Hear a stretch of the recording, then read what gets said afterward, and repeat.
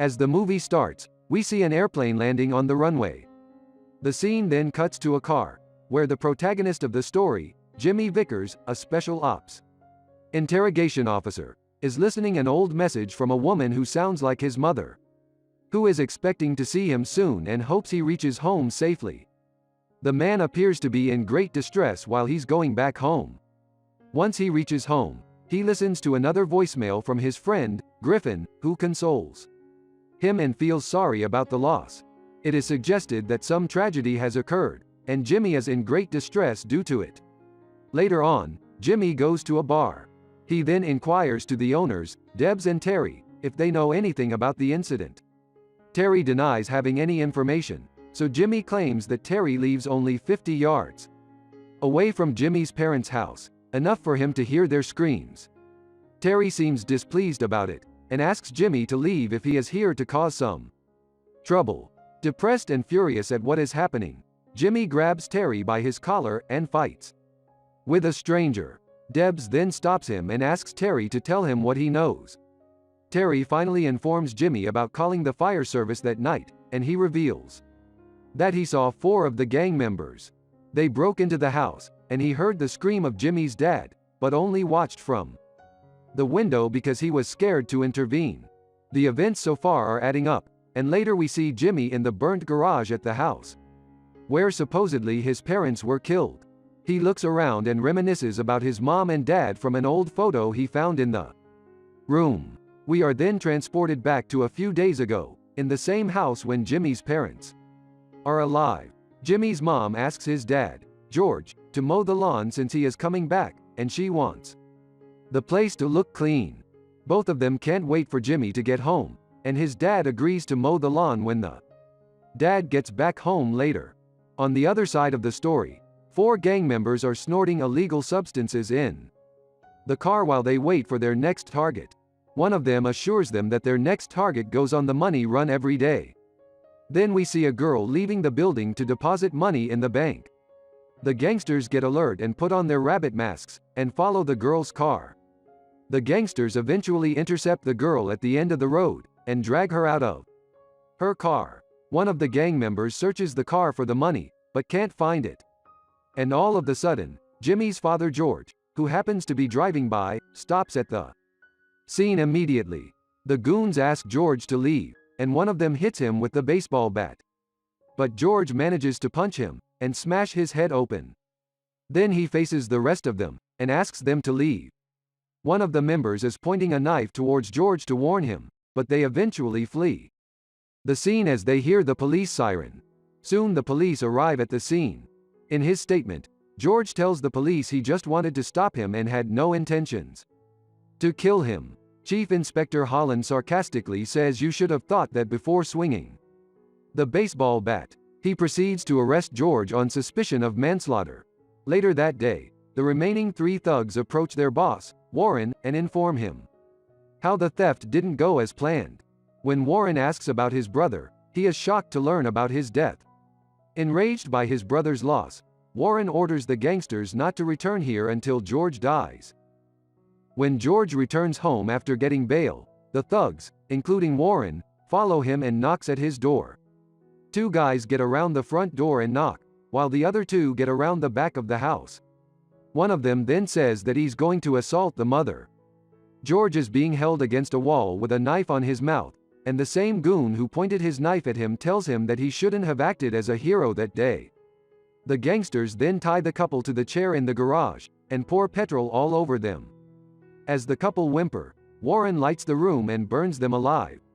The scene then cuts to the present day, where Jimmy is standing in the same burnt garage. His police friend, Griffin, informs Jimmy that one of the neighbors saw a black BMW speeding around 11 on the same night, but they never got a chance to read the number plate. Griff thinks there is a high chance that the gang involved in a conflict with George has murdered him, but the police have no proof against them. After instructing Griff to send him the CCTV footage of the theft, Jimmy leaves the garage with tears in his eyes. The following morning, Jimmy pays respect to the grave of his parents. As he is in the church, his wife, Morgan, shows up. Here we learn that Morgan and Jimmy were on the verge of divorce before this tragedy. Morgan says that he missed the funeral despite her mailing him 5 times. But after realizing that Jimmy is going through a rough patch, she consoles him that he doesn't have to be alone, and he could stop by her flat sometime. The following day, Griff arranges a meeting with Jimmy, and tells him that the black BMW belongs to Warren, who according to the investigation is the brother of Warren, accidentally killed by George that day.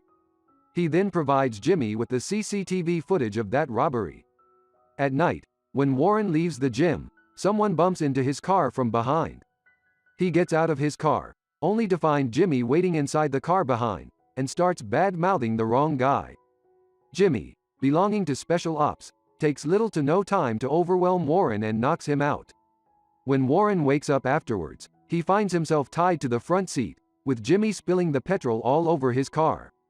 Jimmy reminds him about the couple he murdered 2 weeks ago, and Warren explodes in anger, claiming he did the right thing. Instead of repenting for what he did, he explains to Jimmy how he sexually assaulted Jimmy's mother that night.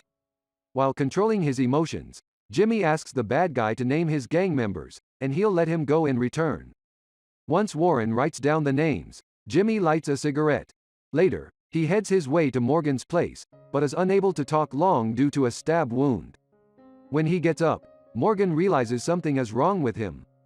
Seeing the blood on his shirt, the woman takes him inside, where she stitches the wounds. Although the couple was about to get a divorce, the incident brought them closer to each other, resulting in Jimmy spending the night at Morgan's place. On the following day, Warren's death has made the headlines, but everyone knows about his drug-dealing profession and criminal background. When one of the thugs, Rob, learns about the accident, he and Leon dash towards Warren's business partner, Caleb, who they think might have killed Warren due to their conflict on percentages. The duo knocks at his door and confronts him, but Caleb doesn't know what they are talking about. After being saved by his girlfriend, Caleb denies the allegations and threatens Rob and Leon not to return to his block again. At night, Griff visits Jimmy and advises him not to punish the criminals alone. But unlike Griff, Jimmy thinks that the corrupted system in society will never stop these gangsters who are affecting almost every family in town. They only take the statement and process it while the culprits laugh at them and spit in their faces. Griff is at the crime scene afterwards, where a man gets murdered during an armed robbery. Here Griff finally realizes the flaws in the police department, when Chief Inspector Holland neglects the armed robbery and the victims, by blatantly saying that the shopkeeper shouldn't have retaliated. When Griff gets emotional and says that the man was protecting his livelihood, Holland instructs him to take a chill pill. According to Holland, the man's wife will claim the insurance, get a huge payout, and everyone will be happy. Meanwhile, Jimmy keeps the hunt going, and moves on to the next member of the gang, Ryan. He takes him to an abandoned place, ties him to a chair, and puts a mouth clamp on his face. Knowing all kinds of tortures any special ops investigator would do, the pursuit of vengeance takes over Jimmy. He pours cement into Ryan's mouth, making him swallow and suffocate to death. The following day, the police find Ryan's body hardened from the top to the stomach due to the cement. DCI Holland shows strong interest, and believes this is the case that can give him a decent promotion. Following that, Terry the bar owner shows Holland CCTV footage of his bar, where they can see Jimmy is taking a passed-out guy in the back of his car. Although Debs advises him not to reveal the video, Terry doesn't want his pub to burn down like George's house. The police question Morgan about Jimmy, and she lies as Jimmy hides in her apartment. Later, Jimmy is in the mart, where 2 policemen start to follow him. Just as they are about to arrest him, a car stops suddenly. 2 well-built men get out and assault the officers, allowing Jimmy to escape with them.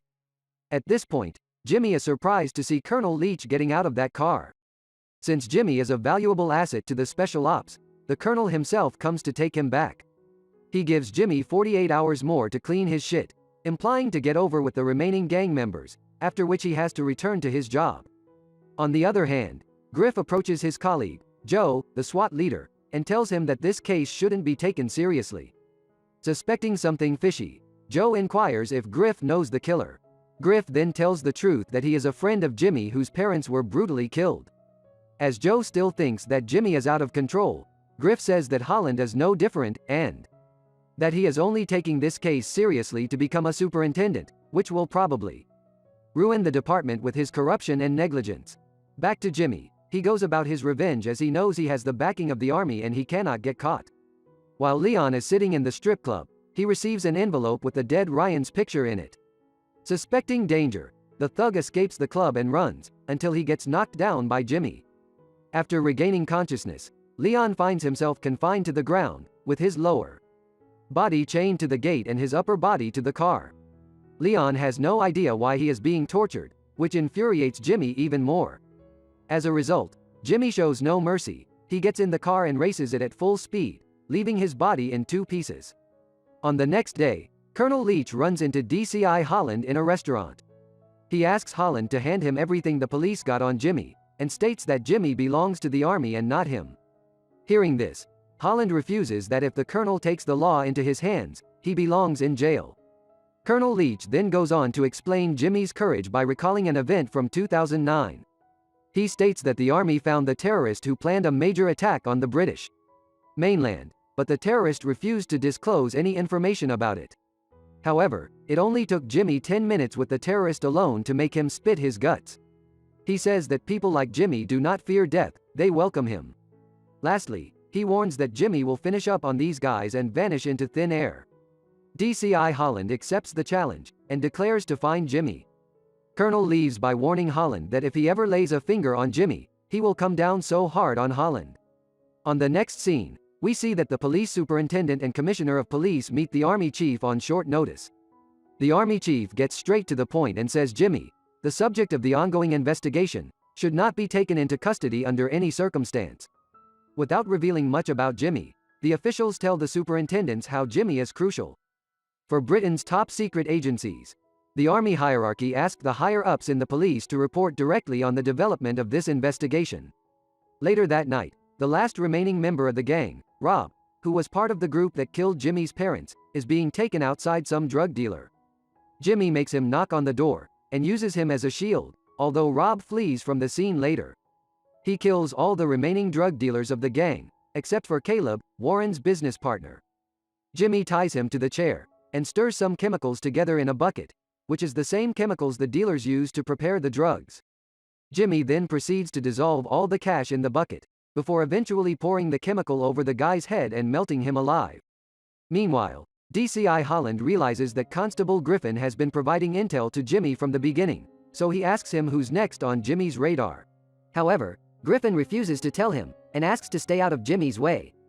But Holland seems unreluctant to find Jimmy, and goes against the order of his superintendent. He then tracks down the last gang member in the hospital who fled the scene last night. The limping guy is in Jimmy's apartment looking at some letters in the next scene.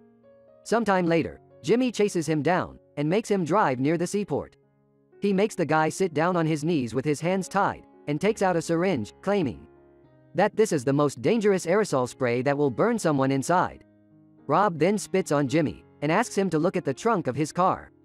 To his surprise, it turns out that Rob has killed Morgan before Jimmy can kill him. In utter disbelief and exhaustion, Jimmy empties his gun's magazine into Rob, right as a SWAT team escorted by Holland arrive on the scene.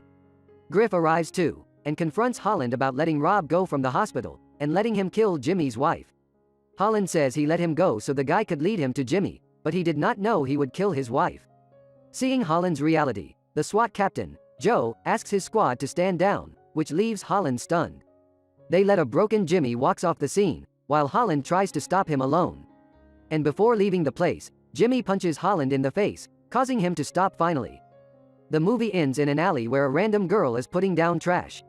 2 strangers obstruct and grab hold of her as she screams for help. On the other end of the alley, Jimmy appears. The thugs confront Jimmy and ask him to leave, and the screen goes dark with an evil smile of Jimmy.